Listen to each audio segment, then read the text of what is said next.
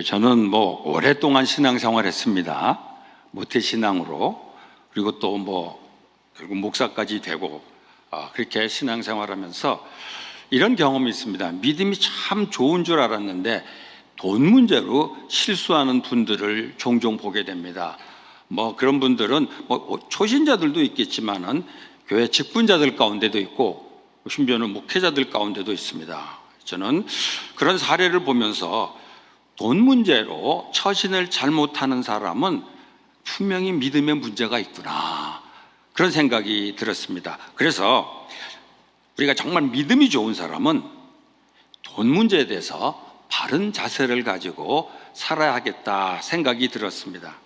그 좋은 예를 저는 아브라함에게서 찾을 수 있습니다. 우리가 잘 아는 대로 아브라함은 뭐예요? 믿음의 조상입니다. 아브라함의 믿음 하면 제일 먼저 떠오르는 게 뭡니까? 고향 떠나라고 그랬죠. 어디로 갈지도 모르는 상태에서 고향을 떠나라고 하는데 가족을 떠났습니다. 이게 아브라함의 믿음이죠. 그것도 굉장히 큰 믿음인데 그보다 더 큰 게 있죠. 늙어서 낳게 낸 외아들 아들 이삭을 바치라고 했을 때 군말 없이 순종한 거, 이거 굉장한 믿음입니다. 그래서 우리가 아브라함의 믿음을 이 두 가지 굉장히 특별한 결단을 한 것을 생각하게 됩니다. 물론 그 굉장한 믿음입니다. 그런데 저는 아브라함의 생애를 보면서 일상생활 중에 재물과 관련해서 결정한 것을 통해서도 그 믿음이 나타난 것을 보게 됩니다. 오늘 저는 아브라함의 믿음이 돈 문제와 관련해서 어떻게 나타났는지를 여러분들과 함께 살펴보려고 합니다. 첫 번째는 재물을 얻기 위해서 수고를 했다는 겁니다. 오늘 이 본문의 배경은 가나안 부족들 사이에 전쟁이 일어났습니다. 그 전쟁에서 아브라함의 조카 롯이 살던 소돔이 패하게 되면서 롯과 가족이 포로가 되었습니다. 근데 이 소식을 들은 아브라함이 조카 롯을 구하기 위해서 전쟁을 벌였습니다. 자기 집에서 키운 318명의 용사들을 데리고 전쟁을 해서 결국은 이기게 되는데, 저는 이 전쟁을 벌린 걸 보면서 이 조카를 구하기 위해서 전쟁을 벌린 것이 오늘 우리 일상의 삶에서 목적을 달성하기 위해서 한 수고로 적용할 수 있습니다. 전쟁을 결코 이렇게 좋은 일로 말할 수는 없어요. 요즘 전 세계적으로 전쟁이 굉장히 심각한 문제입니다. 여기서 말하는 전쟁은 그런 전쟁하고는 구별이 되리라고 생각합니다. 이 빼앗긴 것들을 다시 이렇게 회수하기 위해서 수고한 것이라고 볼 수가 있습니다. 그런데 아브라함이 이때 정말 믿음의 사람이기 때문에 기도만 할 수도 있어요. 기도할 수 있죠. 물론 기도했을 겁니다. 그런데 기도만 했다면은, 그리고 아무런 수고를 하지 않았다면은 이거는 믿음의 행동이라기보다는 무책임한 것이고 게으름일 수도 있다는 생각이 듭니다. 아브라함이 전쟁이라는, 그 당시 상황으로서 전쟁이라는 수고를 한 결과에 소돔에 속했던 사람들을 다 구했고, 조카 롯도 구했고, 그리고 빼앗겼던 재물도 다 찾아올 수 있었습니다. 저는 이것을 오늘 우리들의 생활에 적용을 한다면은, 재물을 얻기 위해서는 그 얻기 위해 응분의 수고를 해야 된다는 거죠. 믿음으로 산다고 해서 그냥 하나님께 기도만 한다는 것이 해서 얻을 수 있는 게 아니고 내가 수고를 해야 된다는 겁니다. 저는 이 말씀을 하면서 제일 떠오르는 성경 구절이 데살로니가전서 4장 11절 12절 말씀입니다. 이 당시 데살로니가 성도들은 굉장히 칭찬받은 신앙이 참 좋은 분들이었습니다. 재림을 기다리면서 정말 경건하게 산 사람들입니다. 그런데 이 사람들이 일을 안 했어요. 만약 기도만 했는지 모르겠어요. 그러니까 돈을 제대로 벌질 않았어요. 그러니까 먹고는 살아야 되는데 일 안 하고 돈을 벌지 못하니까 결국 뭐 해야 돼? 다른 사람들에게 신세를 지게 된 거죠. 사도 바울이 그거 보고서 데살로니가전서 4장 11절 12절에서 굉장히 책망조로 얘기합니다. 뭐라고 하냐면은, 제가 조금 이렇게 정리해서 말씀드린다면은 이 얘기입니다. 일 좀 해라. 믿음의 사람들은 일을 해야 된다. 그리고 돈 좀 벌어라. 이제 그만 남의 신세 져라. 이렇게 얘기한 거예요. 저는 이게 오늘 우리에게도 그대로 적용이 된다고 생각합니다. 믿음을 가진 사람은 재물을 얻기 위해서 기도만 하는 것이 아니라 수고를 해야 된다는 거죠. 오늘 아브라함이 그런 믿음을 우리에게 보여줍니다. 두 번째는 수고해서 얻은 재물에 대해서 아브라함이 감사했다는 겁니다. 오늘 본문 보면 아브라함은 롯을 구하기 위해서 주변 족속들과 전쟁을 해서 승리를 했습니다. 그래서 롯을 비롯한 소돔 사람들과 그들의 재물을 다 구해갖고 왔습니다. 그럴 때 두 사람이 전쟁에 승리를 하고 돌아온 아브라함을 맞이했습니다. 한 사람은 소돔 왕이고 다른 한 사람은 멜기세덱입니다. 소돔 왕이 나온 거 당연하죠. 왜냐하면 자기를 위해서 대신해서 전쟁을 벌여가지고 다 사람들을 구해왔으니까 얼마나 이 소돔 왕이 감사하겠어요. 그러니까 감사하려고 나왔을 겁니다. 그런데 여기 멜기세덱은 도대체 어떤 사람이고 뭘 하러 나왔나, 관계가 어떻게 되나 궁금하게 되는 부분입니다. 그런데 사실 창세기 봐가지고는 알 수가 없어요, 멜기세덱에 대해서. 그런데 신약 히브리서 7장을 보면 알 수 있습니다. 유대인들에게 제사장은 당연히 아론의 자손이었습니다. 그런데 이 멜기세덱은 아론이 태어나기 전에 있었던 제사장이에요. 그러니까 그 유대인들이 생각하는 아론의 제사자라고는 격이 다른 제사장이라는 거죠. 근데 바로 그런 분이 한 분 더 계신데 예수님입니다. 예수님은 제사장이시지만 아론의 자손과는 무관한 제사장이라는 거예요. 그런 의미에서 이 멜기세덱은 아론과는 무관한 제사장인 예수 그리스도를 예표하는 분이라고 말할 수 있습니다. 여기 예수 그리스도라는 말은 없지만은 이 멜기세덱의 등장은, 아브라함에게 등장한 것은 결국 예수 그리스도를 예표하는 하나님의 제사장이 나와서 아브라함이 수고한 것에 대해서 축복을 해주시기 위해서 나온 거죠. 그래서 그가 빵과 포도주를 가지고 온 거, 이것은 하나님의 축복을 상징합니다. 근데 이때 아브라함을 축복하면서 아주 중요한 얘기를 합니다. 여기에 19절 20절에 있는데 제가 요걸 한번 읽겠습니다. 요거는 세 번역으로 전에 읽는데, 그는 아브라함에게 복을 빌어 주었다. 천지의 주제 가장 높으신 하나님 아브라함에게 복을 내려 주십시오. 그 다음에 20절에 이렇게 얘기합니다. 아브라함은 들으시오. 그대는 원수들을 그대의 손에 넘겨주신 가장 높으신 하나님을 찬양하십시오. 그러니까 지금 전쟁에 승리하고 온 아브라함에게 하나님이 그렇게 얘기합니다. 그대는 원수들을 그대의 손에 넘겨주신 높으신 하나님을 찬양하십시오. 한마디로 아브라함이 너는 수고했다, 그러니까 축복한다. 그러나 그걸 이루신 분은 사실 하나님이시다. 네가 수고해서 다 얻은 것 같지만은 사실은 그 일을 하신 분은 하나님이시다. 그러면서 하나님께 감사하라고 가르쳐 준 겁니다. 이 말씀을 듣고 아브라함이 자기 가진 모든 것의 10분의 1을 드렸습니다. 그게 20절에 있죠.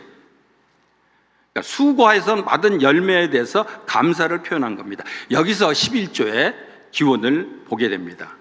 11조는 보통 구약의 율법에 있다고 생각하는데 율법이 생기기 훨씬 전에 아브라함이 예수님을 예표하는 이 멜기세덱에게 11조를 드렸습니다. 이때 아브라함이 드린 11조는 뭐냐? 11조를 드려야 되지 해서 드린 게 아니라는 거죠. 하나님의 은혜 감사해서 11조를 드리고 싶어서 드린 겁니다. 왜 그 전에 11조 드리라는 얘기가 1절 없어요. 근데 11조를 드리고 싶어서 드린 거예요. 그러니까 율법에 있기 때문에 의무감으로 드린 것이 아니라 감사하기 때문에 자원함으로 드린 거죠. 저는 우리 교회 전통 가운데 11조를 굉장히 강조해 왔습니다. 종교적인 의무로 규정을 했어요. 마치 좀 세금 내는 것 같은 느낌이 들도록 했어요. 심지어 최근에 어느 교회에서, 한국에서, 저는 그 얘기 듣고서 굉장히 또 너무 흥분하면 안 되는, 좀 흥분이 되더라고요. 뭐냐면 11조 내는 사람만 투표권을 주자, 뭐 이런 얘기를 했다고 그래요. 거의 회비가 되더라고요, 11조가. 근데 11조는 원래 하나님이 하신 일에 대한 감사의 표현입니다. 근데 11조를 의무나 회비로 만드는 거, 이거는 11조의 의미를 격화시키는 것이라고 생각해요. 고린도서 9장 7절에 보면 이렇게 돼 있죠. 하나님은 인색함으로나 억지로 헌금하는 거 기뻐하지 않으신다. 그래서 어떤 분은 또 이런 분이 있어요. 11조는 없애야 된다, 11조는 낼 필요 없고 하고 부정하는 사람도 있습니다. 또 왜 그렇게 또 흥분하는지는 또 모르겠어요. 저는 오늘 이 성경 말씀 보면서 우리의 하나님에 대해서 감사한 거를 11조를 통해서 헌금을 하는데, 11조가 어떻게 보면 감사의 좋은 기준이 될 수 있지 않겠나. 아브라함을 보면서 아브라함은 자기가 수고해서 맺은 열매에 대해서 감사의 표로 10분의 1을 하나님께 드렸다는 겁니다. 그게 아브라함의 믿음이에요. 세 번째는 이게 수고의 열매에 대해서 사양을 했다는 겁니다. 오늘 본문 보세요. 소돔 왕이 아브라함에게 이런 제안을 합니다. 21절에 나오죠. 소돔 왕이 아브라함에게 말했다. 사람들은 나에게 돌려주시고 물건은 그대가 가지시오. 이렇게 얘기한 겁니다. 한마디로 뭐냐면은 이제 포로를 다 데리고 왔으니까 사람은 주시고 여기 있는 물건, 이거는 다 당신 가지라는 거죠. 이거 굉장히 좋은 제안이죠. 근데 아브라함이 그 제안을 거절합니다. 근데 그 이유가 뭐냐면 나중에 소돔 왕이 아브라함이 부자가 된 거를 자기 덕분이라고 말하게 되는 거, 요거가 싫어서요. 굉장히 재밌죠. 23절에 당신 덕분에 부자가 됐다는 소리 듣고 싶지 않다. 내가 부자가 됐다면 그거는 하나님의 은혜인 것을 드러내고 싶었던 거죠. 그러니까 분명히 수고에 대해서 보상으로 그 재물을 받을 수도 있는데 하나님의 영광을 조금이라도 훼손시킨다면 나는 사양하겠다, 아니 거절하겠다는 겁니다. 저는 이게 우리 믿는 사람들에게 아주 중요한 교훈을 우리에게 주는 것 같습니다. 돈을 벌어야 돼요, 열심히 일해서. 그런데 돈을 버는 과정에서 조금이라도 하나님의 영광을 가리게 되거나 그것이 덕이 되지 않는다면 사양하거나 거절하거나 포기할 수 있어야 된다는 거죠. 고린도전서 10장 23절에 이런 말씀입니다. 모든 것이 다 가하지만은 모든 것이 유익한 게 아니다. 모든 것이 다 가하지만 모든 것이 덕을 세우는 것이 아니다. 그 다음에 더 유명한 말씀이 있죠. 31절에 무슨 일을 하든지 먹든지 마시든지 하나님의 영광을 위해서 하라, 그런 말씀이 있죠. 그러니까 우리가 정말 열심히 일해서 돈을 벌 수 있습니다. 그런데 그 돈이 정말 영적으로 유익하지 않거나 덕이 되지 않거나 하나님의 영광을 가린다면 그것을 사양할 수 있어야 된다는, 그러니까 한마디로 좀 떳떳지 않은 돈이 있다면 그것을 거절할 수 있어야 된다는 거죠. 저도 가만히 생각해 보면은 지금까지 살아오면서 뭐 남의 돈을 훔치고 떼어먹고 이런 짓은 안 한 것 같아요. 그런데 돌이켜보면 그 돈은 안 받았어야 되는데 이런 거는 조금 있더라고요. 지금 돌이켜보니까. 그래서 아브라함에게서 굉장히 중요한 결단을 보게 되는데 이게 아브라함의 믿음이었다는 거죠. 근데 이런 결단을 이렇게 말로 하기는 쉽습니다. 저도 이 강단에서 말로 하기는 쉬워요. 그런데 실제적으로 결단하기는 쉽지 않습니다. 왜냐하면 기본적으로 사람들이 이 돈에 대한 욕구가 있기 때문에 그래요. 그래서 믿음으로 이런 결단을 하기 위해서는 뭐가 필요하냐면 돈에 대해서, 재물에 대해서 조금 바른 자세를 이미 가지고 있어야 됩니다. 그거를 빌립보 4장 11절에 13절에서 가르쳐주고 있습니다. 사도 바울이 그렇게 얘기하죠. 내가 풍부에 처할 줄도 알고 빈궁에 처할 줄도 알아서 일체 비결을 배웠다. 뭐에? 자족하는 비결을 배웠다는 거죠. 그러니까 그런 자족하는 삶을 살면서 감사할 수 있을 때 이 아브라함과 같은 결단을 할 수 있다는 거죠. 그때 그 결과로 하나님께 영광을 돌릴 수 있게 되고 또 공동체의 덕이 될 수 있다라는 거죠. 그렇지 않게 되면은, 이런 결단을 못하게 되면은 하나님의 영광이 훼손될 수도 있고 공동체에 큰 부덕이 될 수 있다는 겁니다. 오늘 아브라함의 믿음은 사실 받아도 되는 거예요. 왜냐하면 수고해서 되는 거니까. 근데 아브라함 생각하기에 이건 아닌 것 같아. 이것을 거부하고 사양할 수 있었던, 이게 아브라함의 믿음이라. 오늘 우리에게도 이런 믿음이 필요하지 않겠나 생각을 합니다. 마지막 네 번째는 수고한 사람들에게 재물로 보상한 겁니다. 저는 이 부분도 굉장히 아브라함에게 도전을 받습니다. 아브라함은 자기는 소돔 왕의 도움을 받지 않겠다고 했습니다. 근데 자기와 함께 전쟁에 참여해서 수고한 사람들은 그들의 몫을 달라고 합니다. 여기서 아브라함의 처신이 정말 돋보입니다. 자기 자신에게 돌아오는 재물에 대해서는 나름대로 믿음으로 거절했어요. 근데 그거를 다른 사람들에게 자기 마음대로 적용하지 않은 거죠. 나도 안 받았으니까 너희도 받지 마, 이러지 않았다라는 거죠. 그들에게 경제적인 필요가 있는 것을 알기 때문에 이 아브라함은 그들이 수고한 만큼 보상을 받도록 해줬다는 거죠. 저는 이분이 아브라함에게 있어서 정말 수준 높은 모습을 보게 됩니다. 그러니까 내가 이런 결단을 한다고 해서 다른 사람들에게도 똑같은 것을 강요할 수는 없다는 거죠. 왜냐하면 처지가 얼마든지 다를 수 있기 때문에. 아브라함은 사실 이렇게 거절할 수 있는 게, 야, 좋은 신앙이다 하지만은 아브라함이 원래 돈이 많았어요. 그래서 그 정도 거절해도 될 만한 상황이죠. 그런데 나머지 사람들은 그렇지가 않을 수 있단 말이죠. 근데 그런 사람들한테 나하고 똑같이 라고 하는 거는 사실은 바람직하지 않을 수도 있습니다. 그런데 이제 아브라함이 바로 이 부분에 있어서 아주 멋진 결정을 합니다. 저는 종종 이 재물 문제에 대해서 청렴을 강조하는 사람들이 자기가 세운 기준을 다른 사람들에도 요구하는 경우가 있어요. 처지가 다른데 이거 굉장히 부작용을 낳을 수 있습니다.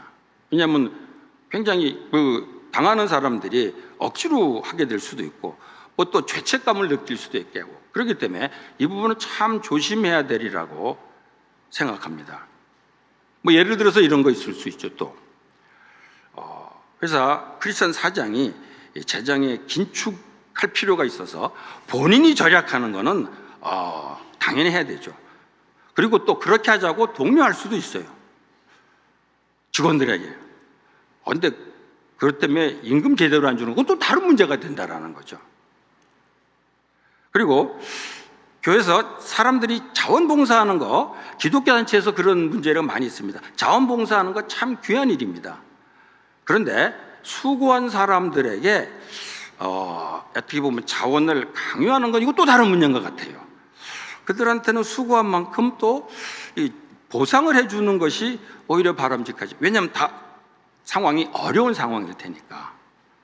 그래서 아브라함을 보면서 참 이 재물 문제도 굉장히 지혜롭기도 하고 예리하다는 생각을 합니다. 어느 러시아 철학자가 이런 말을 했어요.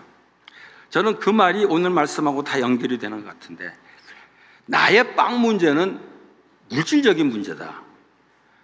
그러니까 좀 절제할 수 있어야 된다. 근데 이웃의 빵 문제는 나에게 있어 영적인 문제다.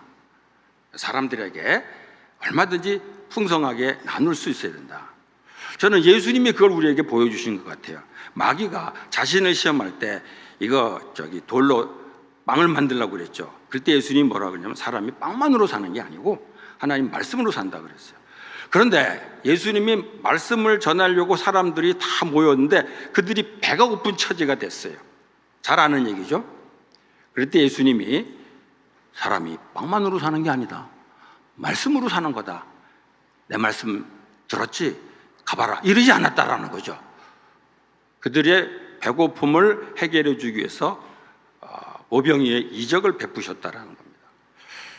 저는 이거 보면서 자신에게 정말 이 아브라함이 자신에게는 정말 이 가치관을 가지고 이렇게 적용을 했던 거를 다른 사람들에게 가르칠 수는 있다고 생각합니다. 가르쳐야 된다고 생각합니다. 그런데 그거를 본인의 의사와 관계없이 강요하는 거는 이건 또 아니라는 생각이 드는데, 이게 아브라함의 믿음이 아닌가 생각합니다. 오늘 저는 이 아브라함의 이런 모습을 보면서 그런 결론을 내리게 됩니다. 이 믿음이 좋으면 부자가 될 수 있다. 이게 성경적인 거 아닌가? 아니에요. 믿음이 좋으면 꼭 부자가 되는 건 아니에요. 그럼 반대로 믿음이 좋으면 가난하게 살아야 되냐? 그것도 아니에요. 근데 요거는 확실한 것 같아요. 믿음이 좋으면은 그 믿음이 돈 문제를 처리하는 데 나타나야 된다라는 거죠. 믿음하고 돈하고 무관하지 않아요. 근데 믿음하고 돈하고가 무관하지 않다고 그래서 믿음이 좋으면 부자가 된다, 이거 아니에요. 믿음이 좋으면 가난하게, 이건 아니에요. 그런데 믿음이 있으면은, 믿음이 좋은 사람들이 돈 문제를 처리하는데 그 믿음이 나타나야 된다. 아브라함처럼 재물을 찾기 위해서는 수고를 해야 되는 거야. 이게 믿음의 사람이 해야 되는 거야. 기도만 해서 안 되는 거죠. 자기가 수고를 해야 돼요. 그다음에 믿음의 사람은 아브라함처럼 하나님이 허락하신 물질에 대해서 자원해서 감사를 할 줄 알아야 된다. 그다음에 세 번째, 아브라함처럼 믿음의 사람은 조금 떳떳하지 않다고 생각되는 돈이라면 이게 사양하거나 거절하거나 포기할 수 있어야 된다. 그게 믿음의 모습이라는 거죠. 그다음에 마지막으로 아브라함처럼 이웃의 경제적인 필요에 대해서는 민감해서 그것은 채워줄 줄 알아야 된다는 거. 이게 아브라함의 믿음이에요. 저는 이게 바로 성숙한 믿음의 표시가 아닐까 생각합니다. 저는 우리가 아브라함처럼 저건 힘들 것 같아요. 고향 막 떠나는 거, 이거 힘들지 모르겠어요. 또 자식을 바치라고 그래서 바친 그런 믿음 아브라함 흉내 내기 참 어려울지 모르겠습니다. 그런데 오늘 아브라함이 보여주신 이 돈과 관련돼서 결단한 이런 결단을 아브라함에게서 배워서 우리들의 믿음이 돈을 처리하는 문제, 재정 문제를 처리하는데 우리들의 믿음이 드러나서 그것이 주변에 있는 사람들에게도 선한 영향력을 끼칠 수 있었으면 좋겠습니다. 같이 기도하겠습니다. 하나님 감사합니다. 하나님 우리에게 은혜를 베풀어 주셔서 경제적으로 그런 대로 우리 이렇게 잘 살 수 있도록 은혜 주신 것 감사합니다. 그런데 그렇게 하나님 은혜 베풀어 주셨는데 때로는 우리가 이 돈 때문에 우리는 믿음에 맞지 않는 생각을 하고 선택을 하고 결정을 할 때가 있음을 고백합니다. 하나님, 아브라함에게 있었던 이 귀한 믿음 하나님 우리에게도 허락해 주셔서 우리가 일상의 삶을 통해서 돈 문제 가지고 주변에 있는 사람들에게 하나님의 영광 가리지 않도록 교회에 덕이 되지 않은 일을 행하지 않도록 하나님께서 함께 해 주시기를 원합니다. 여기에 있는 모든 하나님 말씀 함께 듣는 모든 분들이 아브라함처럼 믿음으로 이 재정 문제로 믿음을 드러낼 수 있는 귀한 믿음의 사람들이 될 수 있도록 은혜 베풀어 주시옵소서. 예수님의 이름으로 기도합나이다. 아멘.